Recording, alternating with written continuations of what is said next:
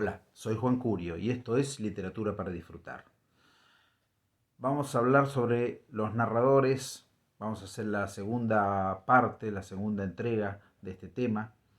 Habíamos visto la otra vez que los narradores, el narrador era la voz que contaba la historia o los hechos o los sucesos, lo sucedido. Este ente puede ser un personaje o no de la historia. Puede estar dentro de la historia o no estar dentro de la historia. Vamos a hablar, quería dejar claro en esta entrega la diferencia entre escritor, narrador y personaje. El escritor es el que crea, inventa la historia, pero necesita un medio, necesita un mediador para decirle al lector, comunicarle al lector la historia que está inventando. Y ese medio, ese mediador, se llama narrador.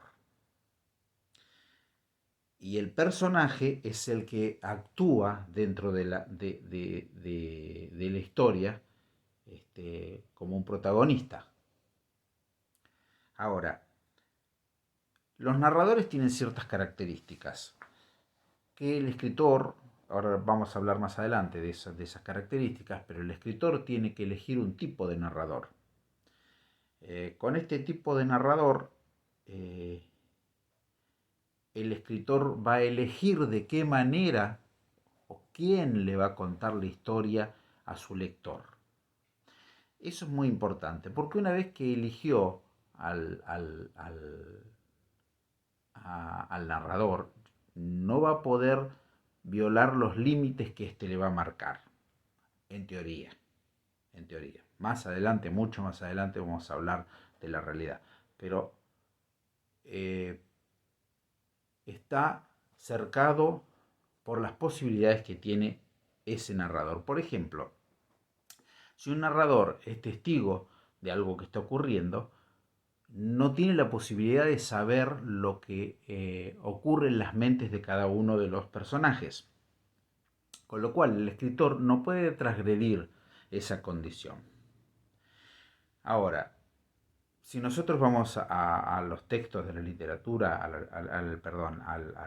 a los libros de texto de la literatura, bien digo, nos van a decir que la secuencia es así, que el narrador va a ponerle límites a la forma de narrar, eh, le va a poner límites al escritor, pero en realidad el escritor puede saltar de un narrador a otro. Es decir, la historia es al revés. O sea, el escritor escribe hasta, diría yo, sin conocer lo que es cada uno de los narradores, cada uno de los tipos de narradores y para qué sirven. Escribe, usa un narrador sin saber que está usando el narrador, porque la escritura es algo prácticamente innato en los seres humanos en este momento, ¿no es cierto? Este, por lo menos en el universo que estamos viviendo nosotros acá en Argentina, son los menos los que no saben escribir. La mayoría lo sabe hacer. Y sabiendo escribir, se puede hacer una historia. Y este escritor puede saltar de un narrador a otro,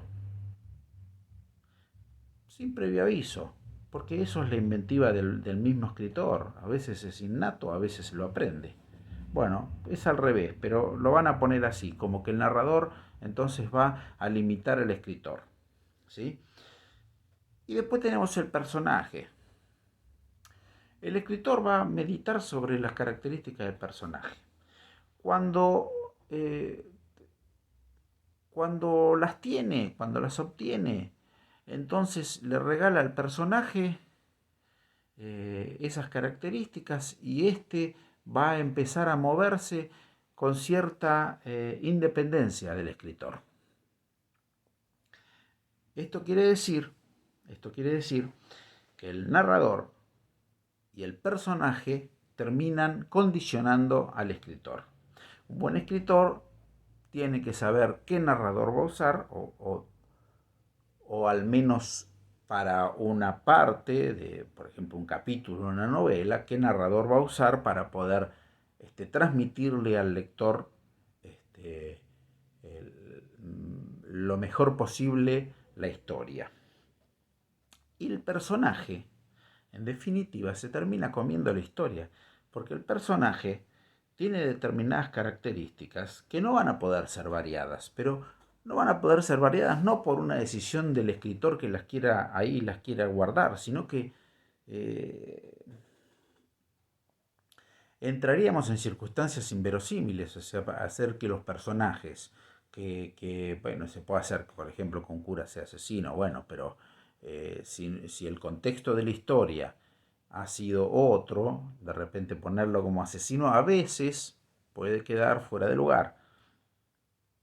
Entonces ese personaje lo obliga al escritor a recorrer caminos y hasta muchas veces a variar la historia del personaje, ¿sí? Entonces, vamos a ver algunas características del narrador. Los narradores se dividen en primera, segunda, tercera persona y una que es narradores múltiples, que está fuera de ellas, ¿no es cierto? Que está más allá de la narración. Después les voy a explicar bien eso.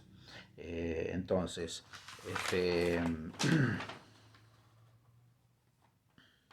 vamos a poner un ejemplo. Supongamos que hay un robo. Entonces vamos a elegir un narrador. Digamos que el escritor elige como narrador a un testigo que pasaba por ahí. Y bueno, narra lo que ocurrió desde afuera, sin grandes sentimientos o con sentimientos temporales, perennes.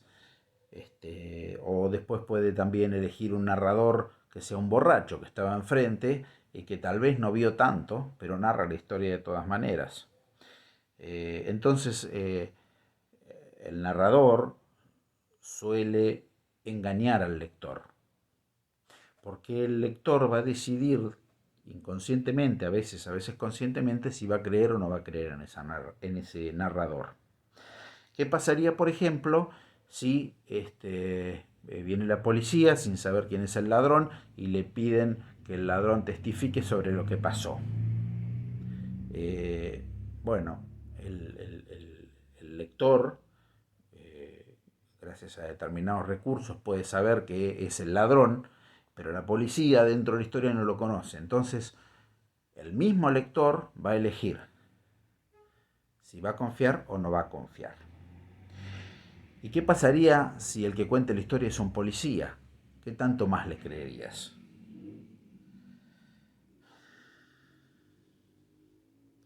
Creer demasiado en los narradores nos hace caer en trampas.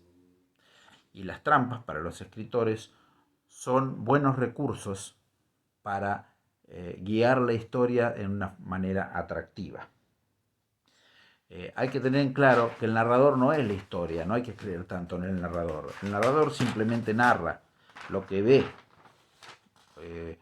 Puede ser Dios que ve todo. Hay un narrador omnisciente que ve todo, está en todos lados, sabe lo que piensan todos. Puede ser, y es, creo yo, que el más creíble eh, porque ve todo, simplemente, ¿cierto? O puede ser un narrador que sea una primera persona, esa primera persona es el yo, que lo narre él mismo. Y bueno, ese narrador, el yo, va a contar desde el punto de vista de él mismo, pero también va a contar eh, eh, sobre su conveniencia.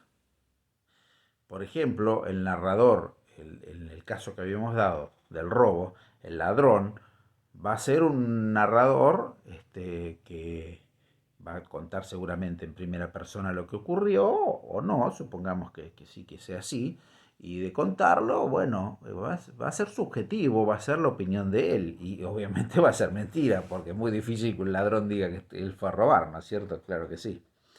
Bueno, hay varias Clasificaciones de narrador. Yo les voy a decir unas palabras medias raras y después vamos a analizarlas un poquito. Hay un narrador intradiegético, extradiegético y metadiegético. Es una de las tantas clasificaciones que hay, ¿sí? Vamos a ver. Para ver esa terminación diegético, viene de diégesis, ¿sí? La diégesis es el mundo en que ocurre la narración. Todo el entorno en que ocurre el mundo en que ocurre la narración es la diégesis. Entonces, intra es dentro, dentro de.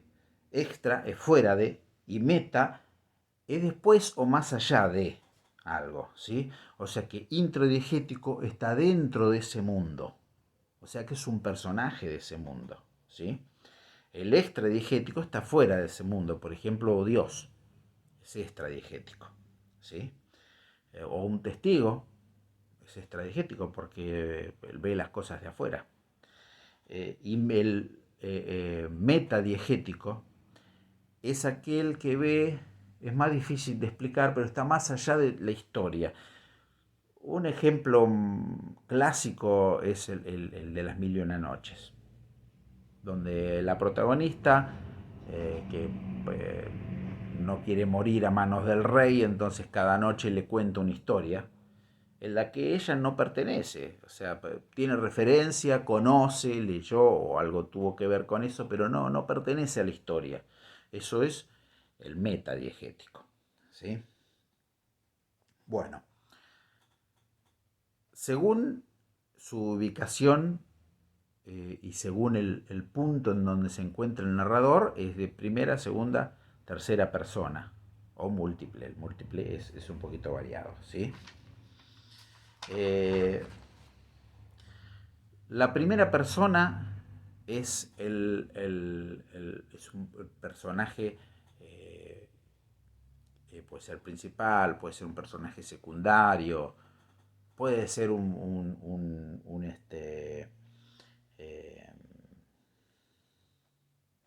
un diario escrito, o un diario, un informe, puede ser un monólogo, ya sea interior o exterior, o todas esas cosas son un poquitito más avanzadas, se van a ver un poquito más adelante. No son difíciles, son totalmente comprensibles, pero hay que verlas de a poquito, ¿sí? Entonces, no los quiero aburrir mucho porque ya a pesar de que, bueno, la semana pasada no tuvimos videíto, acá no estamos sobrepasando un poquito en el tiempo, ¿sí? Eh, Guillón también clasifica los narradores como narrador ofertador, el imaginativo o didáctico. Bueno, esto en realidad es comprensible, pero embarra un poquito el campo del escritor. Sí, es bueno estudiarlo. Cuando veamos otras cosas como los decálogos del cuento, etcétera, etcétera, va a ser más lindo escuchar por medio de la lectura las voces de diferentes escritores famosos que nos van a explicar qué es lo que cada uno piensa de cómo se debe escribir un cuento. Y bueno, eso sí es muy bueno, muy enriquecedor para el escritor en sí, pero esto de las diferentes clasificaciones es un poquito engorroso, ¿sí? Pero ¿para qué? A ver, tampoco quiero que confundirlos. El conocimiento sirve para nosotros mismos, para crecer nuestro propio yo íntimo, interior. Según mi forma de pensar, toda la vida supe que había que investigar sobre todo porque hay que aprender de todo para uno mismo. Para superarnos nosotros mismos. Pero también si uno quiere tener éxito en la literatura como escritor, es bueno saber, porque saber nos permite imponernos o superar a los que ignoran.